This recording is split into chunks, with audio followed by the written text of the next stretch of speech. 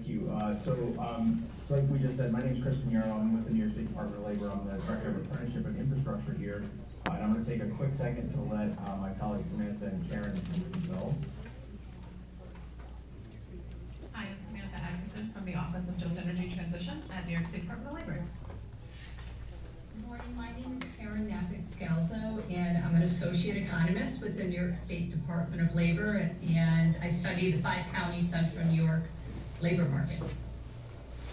So with that, we're going to go into some discussion here about green jobs in the central region. We're also going to give you a bit of an overview of the Office of Just Energy Transition, because a lot of the work that we're doing as a department is coming out of that office. So start real high level with where the Office of Just Energy Transition came from. Started way back in 2019, which was actually pre-COVID, if anybody can remember that long ago. It started with the Climate Leadership and Community Protection Act, or CLCPA, Climate Act for short. That's when that law was signed into, and out of that came the Climate Action Council, and that then put together a scoping plan. And that scoping plan did a couple of things. First, it prioritized disadvantaged communities and the creation of good, family-sustaining, and union jobs accessible to all New Yorkers, with a particular focus on the energy sector, and was also looking to advance workforce development and business development to actively promote clean technology manufacturing. So that was one of the things that it did.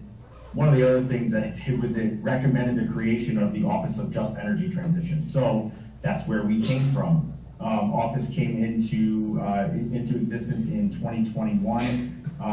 It's here at the New York State Department of Labor because of the goals of the office, which are to assist both businesses and individuals as the state makes the transition from fossil fuels to clean energy. We do have a number of strategic partners within other agencies across the state. NYSERDA and the New York Power Authority, or NYPA, are folks that we talk to on a regular basis, and there are a number of others, SUNY, Department of Transportation, et cetera. And one of the reasons that this office falls under me as the Director of Apprenticeship and Infrastructure is because of the relationship between a lot of the work that we're talking about and the apprenticeship office and infrastructure projects. So when we're talking about clean energy, we're talking about a lot of things, but the stuff that people tend to think about are big solar farms. We just heard a lot about solar, or wind farms, or heat pumps, and those large kind of infrastructure projects tend to have apprentices working on them, so it made sense to do it that way. To get started off, one of the first things we did was put together a website so that folks would have somewhere to go to see what we have to offer. And then once the first step in that was we needed a mission statement. So we did create a mission statement and posted it. It was the first thing we had on our website. I'm not going to read it at you, but for all intents and purposes, what it's talking about is what I mentioned on a few slides ago. Our goal, our mission, is to help both individuals and businesses as we transition to the clean energy economy here in New York State.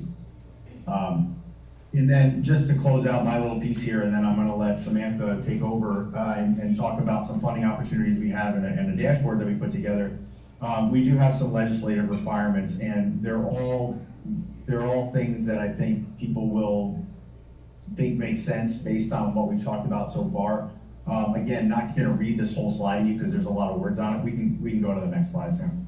Not going to read this whole thing to you because there's a lot of words on it, but it's all about helping us get to what our mission is, about helping individuals and businesses transition. And the way that we're going to do that is we need to create a system for employees and employers to let us know about folks that are being displaced by the transition, so that they have to let us know about that, and then we have to be able to communicate that out to folks to say, so we have this pool of individuals who have been dislocated because of this transition. Let's try to help them find jobs, and we need to be able to communicate that out. So that's real high level what the office is.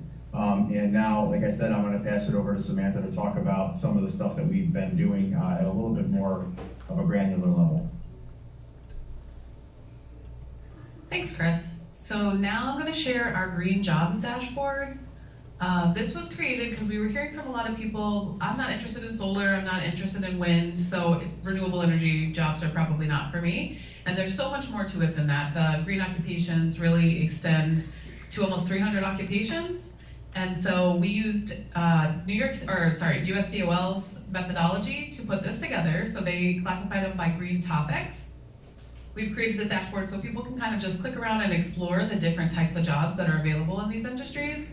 So they may have heard of some of these topics: climate change, adaptation, carbon trading. And when you click on it, you can see there's the number next to it of how many occupations are associated with that. So for air quality, for example, there's 16 occupations. And it will populate right next to it with the OJET code and the occupational title. And then you can click on that as well. So maybe someone's interested in mechanical engineering. Below, it will pull up what the educational needs are, what the daily tasks may be in that job, important skills, and then labor market information when it's available. So that has the 2020 employment numbers, average annual openings, and then 2030 projected, and median income. So people can really kind of do some family planning around, does this make sense for what my family needs are, or do I need to look at a different career? So this has been a tool that we have our career counselors and the career centers familiar with so they can help customers navigate it. And then we are also sharing it out regularly with job seekers so that they're able to navigate it themselves and sort of click around and explore the different types of jobs available. And then I will let you know about some funding opportunities we have going on. So in the 2023-2024 state budget, NYPA committed up to $25 million annually to support clean energy industry workforce development initiatives in New York. And most of that funding is going to be administered through our office, the Office of Just Energy Transition. In the first round of spending, they provided us with $5 million to expand or create clean energy training programs and pre-apprenticeship opportunities, and provide wraparound services for individuals participating in them. The projects can provide training and pre-apprenticeship in building electrification, renewable energy, electrical vehicle charging, or energy-intensive industries.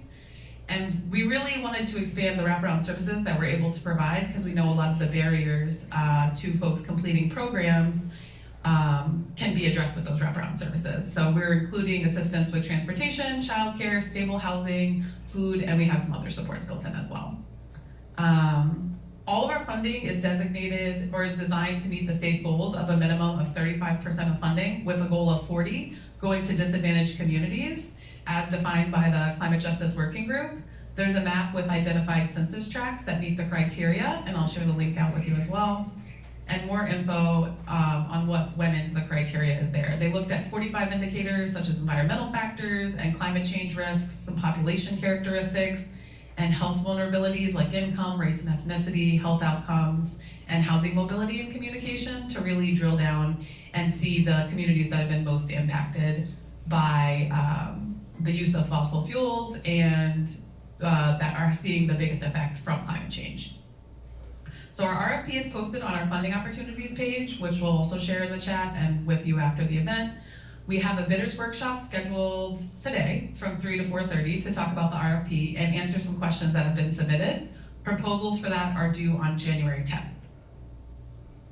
The other round of funding that we got from NYPA was $4 million to create opportunities for local workforce development boards to support transitioning and residential workers in either upskilling or reskilling for the renewable energy field from fossil fuel jobs, as well as providing residential workers support to get industry recognized credentials in weatherization and building performance. We were really hearing from a lot of contractors that they were behind on the weatherization assistance programs and having a hard time getting the work completed because they were having a hard time getting their workforce filled. So those funds also include wraparound services like healthcare, transportation, all the ones I mentioned before, mental health services, substance use treatment, and some life skills training. 16 areas submitted plans that have been approved to support this effort. And so each plan kind of varies based on the needs in the industry in that area. So the plans can include training with BOCES or a local community college. Some areas are doing OJET, and then others are doing customized training to fit the needs of what's going on in their region. Oop, I jumped and did the dashboard first, so you got it in reverse order. Sorry about that. So we're happy to answer any questions that you may have now, and you can always reach out to us at ojet@labor.ny.gov. And if there are no questions, I can hand it over to Karen and tell you more about green job numbers in New York. Good morning, everyone. If there's no questions, I could go on to my section. Okay. I'll go on and start to talk about some of the diverse occupations and industries that make up the clean energy field in the nation as well as New York State. I grabbed this from NYSERDA because I like the way it kind of summarized, when we talk about clean energy, what does that encompass? What sectors, what job titles? So this, I thought, gave a really good summary of some of the main highlights in terms of industries that it encompasses.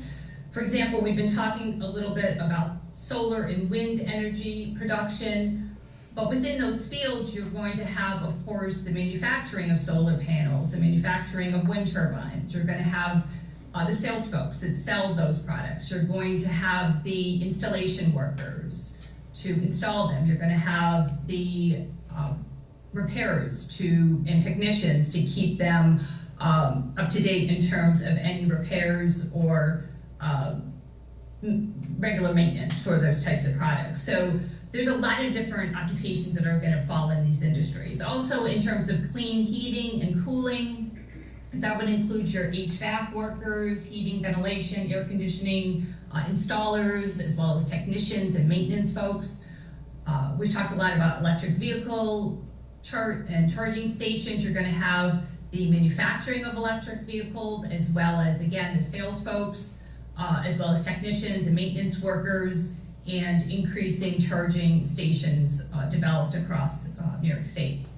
In terms of weatherization, that includes a lot of our construction workers, folks like insulation workers, carpenters, all of these construction workers to increase energy efficiency in residences as well as commercial buildings. And then also we have energy assessment also as a leading clean energy field. We can go on to the next slide. Right now, there's a lot of factors that are leading to an increase in clean energy jobs. So this is just an example of some of these factors, as we've been talking about the increasing demand for EVs, also increasing demand for electricity to support artificial intelligence data centers is also a big need that we're seeing. We're seeing an increasing electrification, grid expansion, and the growth of the share of renewable power generation. And also we were talking about a lot of growth in demand for solar farms and offshore wind turbine facilities. If we go to the next slide, I'm gonna kind of pull data from the nation as well as New York State data and local data to kind of give you a broad overview of what kind of statistics are out there and what kind of numbers we have available that looks at clean energy industries and occupations. On the national level, the data is extremely positive. This is from the Bureau of Labor Statistics, which is part of the US Department of Labor, and they broke out the top 15 fastest growing industries for the upcoming decade between 2023 and 2033. And the top growing industries are related to electric power generation, specifically solar, wind, geothermal. So very positive in terms of the projected industry growth in these clean energy fields. If we go to the next slide, even more specifically, BLS breaks out some of the fastest growing occupations in the nation during that upcoming decade through 2033. And the two fastest growing occupations are clean energy related. In terms of wind turbine service technicians are projected to grow 60% during that decade, and solar photovoltaic installers are projected to grow 48% during that time period. And we can see the wages too. The 2023 median wages for wind turbine service technicians is over $61,000 a year, and they tend to pay more than the solar PV installers, whose wages were a little over $48,000 a year.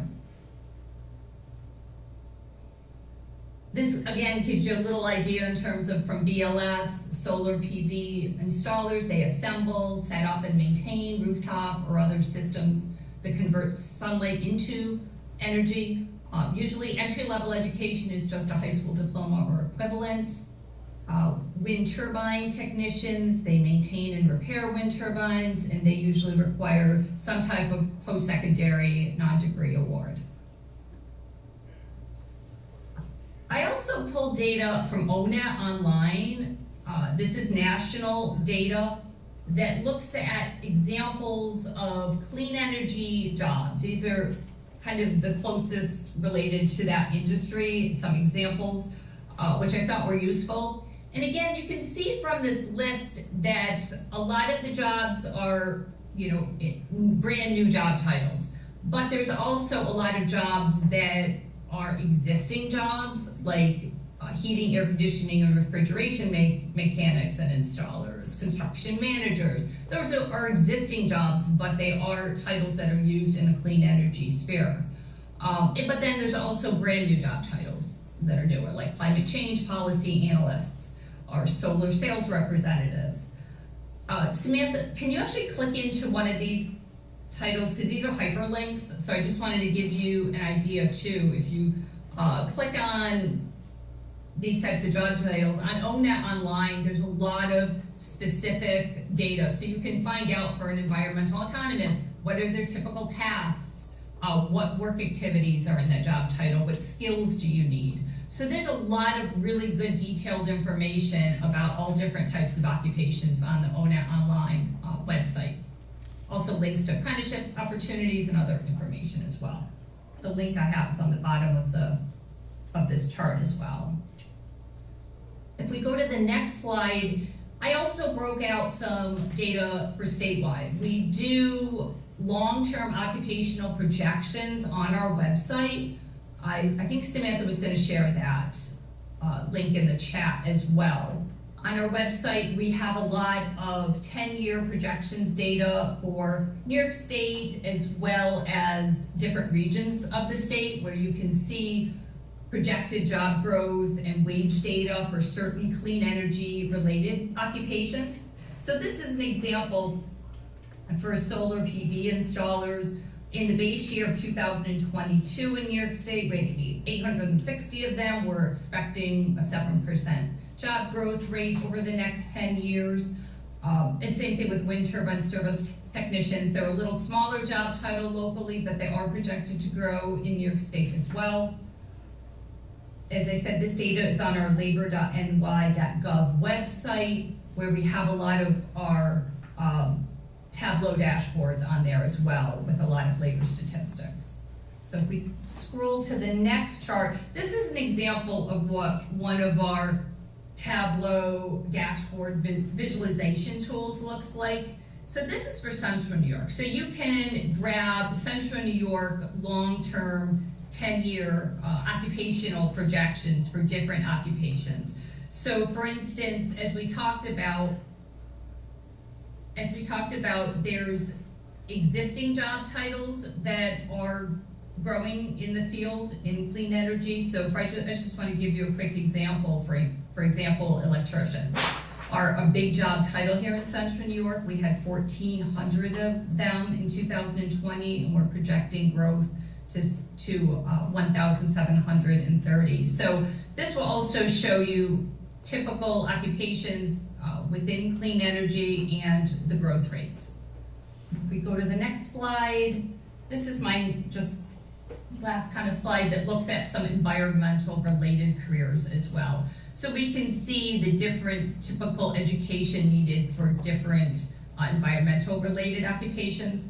So for instance, an environmental science teacher at one of our local colleges or universities is going to require a professional doctoral degree, whereas an environmental engineering technician typically needs an associate degree. So you can kind of see the different education levels needed for growing occupations in the environmental related career field here in Central New York. If we go to the next slide. This is my contact information too, my email address, my phone number. So we're always here to help in terms of any kind of statistics or data needs that you have on clean energy jobs here in Central New York as well as New York State. Thank you. Wonderful.